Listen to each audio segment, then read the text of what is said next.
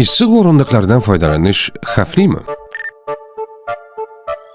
Sovuq ob-havoda avtomobildagi o'rindiqlarni isitish funksiyasi qisqa muddatda qulaylik beradi. Ammo mahalliy va uzoq davom etuvchi issiqlik ta'siri ayrim fiziologik jarayonlarga salbiy ta'sir ko'rsatishi mumkin. Tana, ayniqsa jinsiy a'zolar va tos sohasi haroratga sezgir. Erkaklarda spermatogenezga ta'sir. Ilmiy tadqiqotlarga ko'ra, mayak haroratining 1-2 gradusga ko'tarilishi sperma soni va harakatchanligini kamaytirishi mumkin. Venoz qon dimlanishi, uzoq vaqt o'tirish va mahalliy issiqlik ta'siri tos bo'shlig'ida venoz qon aylanishining sekinlashishiga olib kelishi mumkin. Bu holat gemoroy, prostata bilan bog'liq noqulayliklar hamda surunkali tos og'riq sindromi bo'lgan shaxslarda simptomlarni kuchaytirishi ehtimoli bor.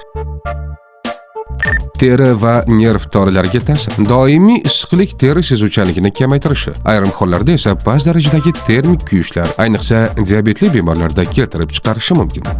Vegetativ nerv tizimi ta'siri. Mahalliy issiqlik ba'zi insonlarda holsizlik, bosh aylanishi va noqulaylik hissini keltirib chiqaradi. Tavsiya: o'rindiqni isitish funksiyasidan doimiy emas, balki qisqa muddatli foydalanish maqsadga muvofiq. Optimal vaqt 10-15 daqiqa, so'ng haroratni pasaytirish yoki o'chirish tavsiya etiladi. Bu tavsiyalar ayniqsa har kuni avtomobilda uzoq vaqt, 5 soat va undan ortiq o'tiradigan shaxslar uchun muhimdir. Salomatlik va strategik rivojlanish instituti ijtimoiy tarmoqlariga obuna bo'ling.